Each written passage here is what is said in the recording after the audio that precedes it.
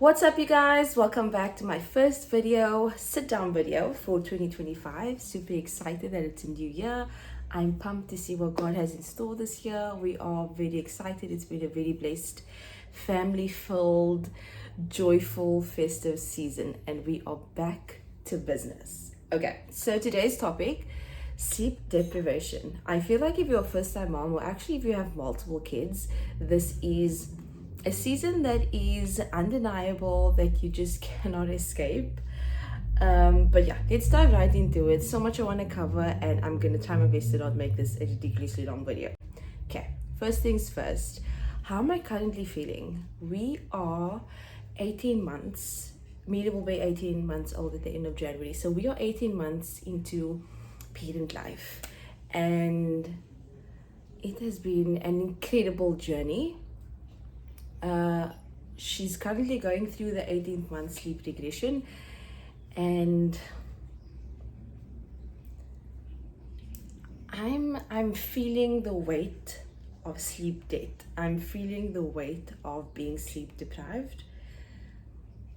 We've had small seasons of where she has slept right through the night, but for the most part, she has gone through every sleep regression with multiple wake-ups at night, extra clingy to mama, things like that. So it's not like she's had a whole bunch of really heavy symptoms, but waking up multiple times this night is finally kicking my butt. Up until now, I've been able to really manage and take it with a pinch of salt. I'm not really someone to nap during the day, so that has never been a huge priority for me. But while taking a couple of weeks off, I've started building that into my daily routine, which I'll touch on in a little bit. The 18th month sleep regression is by far the hardest one, because her personality is very headstrong, very independent, and she won't just let you make her do something, so just trying to make her go back to sleep isn't just going to work. And she's not waking up screaming and crying and that, don't get me wrong, she's just awake. She's developing so quickly during the day and learning so many new things during the day, it's keeping her up at night. But yeah, this has been the toughest one so far. I'm really now feeling, of course there's a delivery tucker as we're speaking. Okay, I'm really starting to feel tired. I'm starting to feel the effects of not sleeping well. I just want to be real and honest. This is a safe space. I hope that in me sharing my experience that it could help someone else know that they're not alone. And I don't want to be a big negative Nancy. This is real and a normal part of parenting and having kids. And honestly, our days are amazing. She is happy every single day, no matter how much sleep or how little sleep she gets, whether she had a short nap during the day. Even there's been a couple of times where she hasn't felt well and she has still been the happiest baby ever. So it's not like I am in this morbid phase. That's not what's happening at all. So please don't get me wrong. But I just want to be real in the hope that it could encourage someone else. So what we're experiencing in the 18-month sleep regression, like I said, is multiple wake-ups at night. So 2, 3, there's been some nights when it's been 4 times. So I don't want to explain this and have someone watching and be like, dude, you don't have any idea what I'm going through. I'm going through something that's way worse than that. This is obviously my experience and my journey. And it's taken long for us to settle her back. A common experience for the 18-month sleep regression is separation anxiety. Now, I hate the word anxiety. Not many things I hate the word anxiety. So I'm trying my best not to use it, but that's kind of what it's been labeled. So I'm just saying separation sadness is what I'm calling it.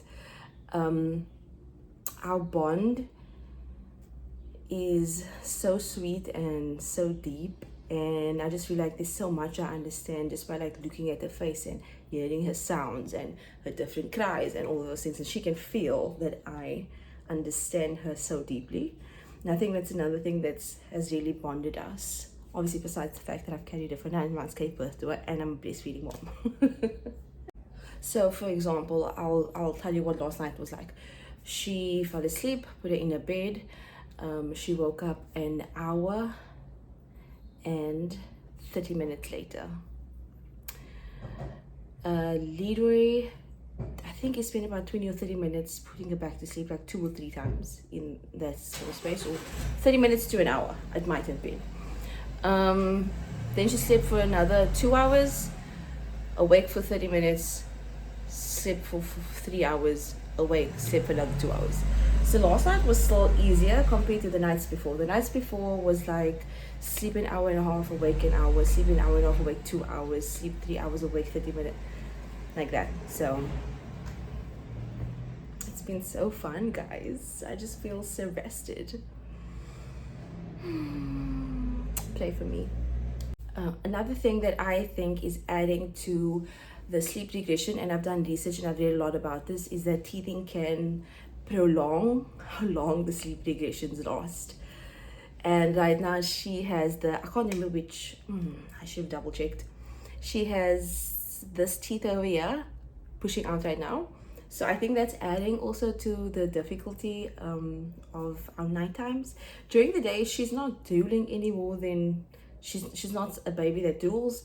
She's not chewing on things excessively or anything like that. So there isn't much signs of the teething, but I see the teeth come out, and so I know there can be something that can affect the sleep regression a bit longer at night. I have studied this. I've studied sleep regressions, growth spurts, the sleep science behind babies, what she's going through at every stage, so that way I can understand and practice patience and kindness and gentleness and comfort rather than frustration, impatient, irritable, which can easily happen and honestly is so normal.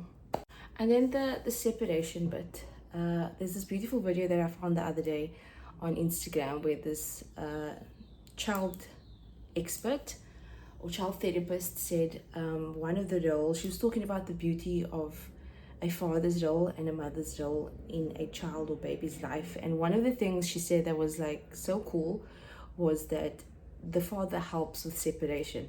So the father helps a child, like gradually over time, get used to that you can't be on top of mommy all day, every day, kind of a thing. So the separation thing has been, honestly, it hasn't been the worst, because if I'm not here and I have to go to a meeting, which isn't every day, all day, she's super happy and chilled with Dada. But at night, she wants to be the closest to me, and I'm just doing my best to enjoy every minute of it and stare at her and kiss her and love her and pray over her and just soak it up, because I know there's going to be a day where I'm going to miss the type of nights that we're having right now. There's a heavy emotional impact for me when I hear her cry at night. I have the most helpful, present, kind husband, and he's the best husband, my best friend, and the best father to Mila. And he does anything and everything he can to lighten my load as a mom and to make things easier for Mila and I at night. But she wants to be with mommy. We have our nights and our instances where we let her be with him a little bit longer, and my heart literally feels like it's bleeding in my chest to hear her cry, and I can't endure that very long. And I'm not the mommy who's gonna do the cry out techniques and things like that. That's just not gonna work for me. I've read about the psychological impact on that, and I just don't feel that I should put her through that. And everyone's different. If you did sleep training and it worked for you or whatever, good. You know, every family should do what works for them. I think now that I'm 18 months into lack of sleep life, I can now see the impact that it has on my memory. So crazy.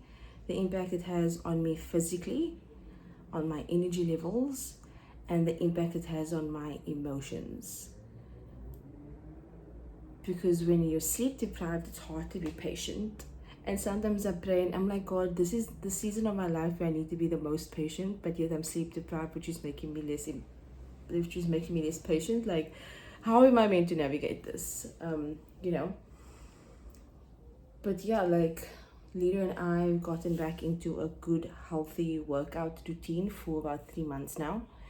And on the days that I really feel sleep deprived, it's hard to do my workout and show up and kick ass in it, because after a few jumps, I'm like, I just feel my body's energy shut down. Like I'm just feel done, So that just makes me sad, because I'm ready to build back my core and build my muscles and tone and feel stronger than ever before. But yeah, I'm definitely learning how to just be kind to my body, and some workouts I just have to go a little bit slower, and that's okay. As long as I showed up and I finish, it's victory for me. How sleep deprivation affects marriage, a couple, husband and wife. Something that we've learned to do during this time is communicate more, say what we need.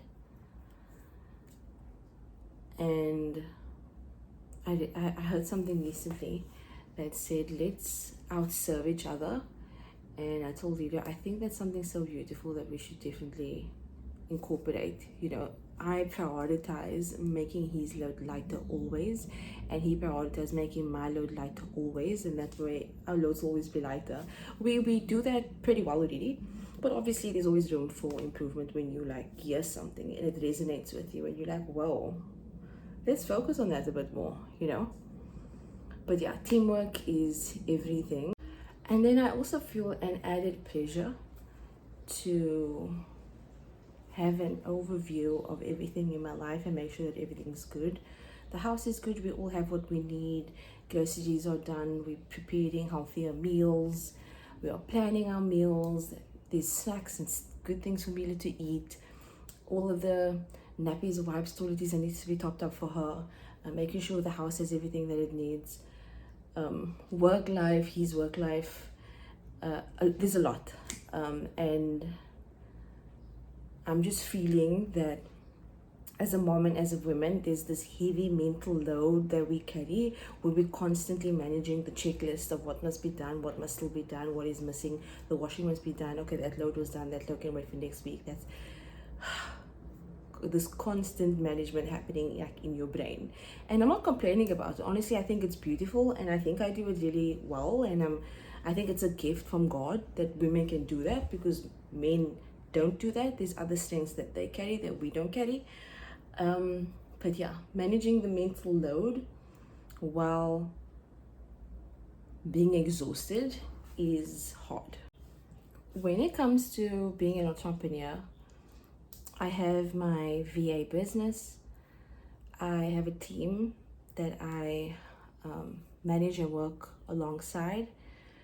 It's YouTube, and I'm looking into building a couple more passive income streams.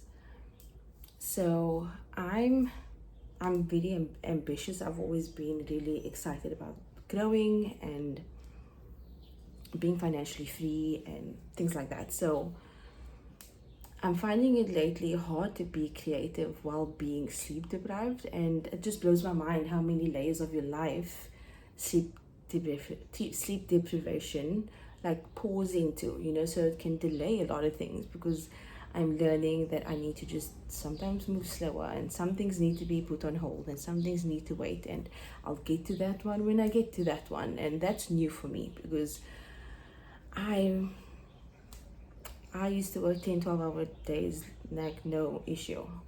There's things to get done. I work from home, it's a privilege, let's smash it out. It has always been my thinking. And so yeah, these days I'm finding it hard to be creative, especially with YouTube, because that's content creation and you need to be creative. So if I have any boring videos, please don't judge me. Okay, the last thing that I want to touch on for this topic is coping strategies and how to keep the hope going. Okay, so number one, God. Pray, spending time in scripture, watching messages, telling my husband to pray over me and Mila at night when I'm struggling and I feel a little hopeless, or I'm crying and I just feel defeated. I'm like, honey, please pray over us. So number one coping strategy is always and foremost God. keeping Him first place and trusting Him that He will turn this season for my good. I know He will. He's done it before with tough seasons. He's done it before with challenging times, and He will do it again. Amen.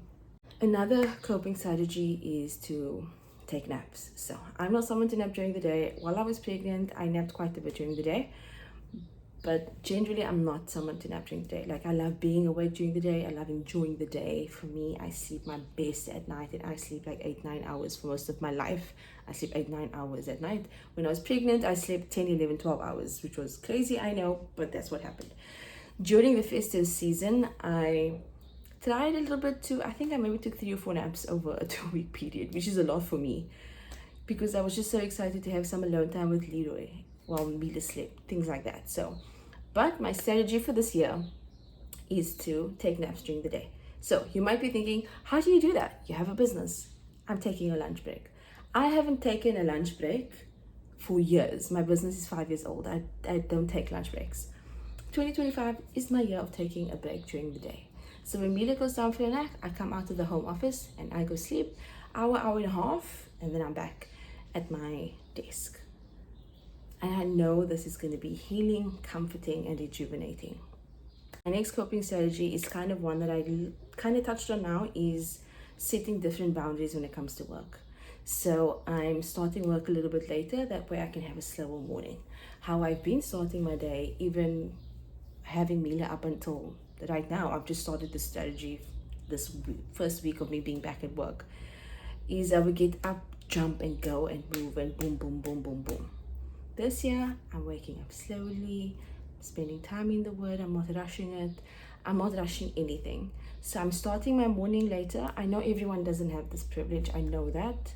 I'm just sharing what works for me. So if there's anyone out there who does work remotely, who works from home some days, or whatever the case may be, this is something that is helping me, is having a slower morning as much as possible. I won't always be able to do it. There's some things where clients will need me in the morning. It's fine. Having a slower morning feels really nice. Like this morning, I was able to read a few books with Mila, play with her in a little play tent in a room.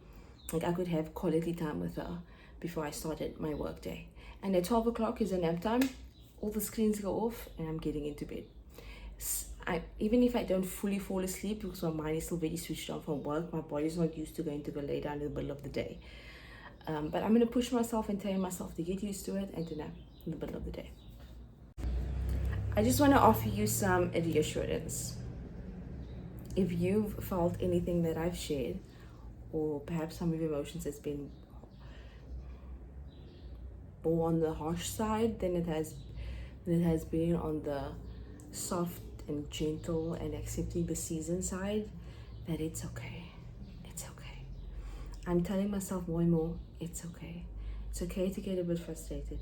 It's okay that I don't cook food every evening. It's okay if there's toys all over the lounge. Let's be real, that doesn't last very long for me. I clean, I give it a couple hours, I just tidy up. But anyway, it's okay.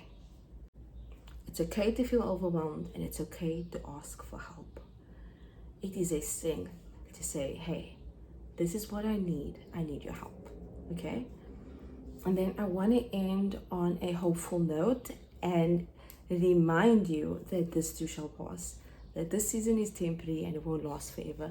And I think while I'm feeling faithful and expected that Mila will sleep through the night sometime soon, I also need to just accept that this is the season I'm in, this is where God has me, and that I can do all things through Christ who strengthens me. I hope this has helped someone. I pray that this video has blessed you. If it has helped you in any way, please give this video a thumbs up. If there's any tips or encouragement you want to share with me, please leave a comment down below. And if you enjoyed this video, please subscribe so that you can see whenever we drop a new video as a family. But I love you guys. God bless you, and see you in the next video.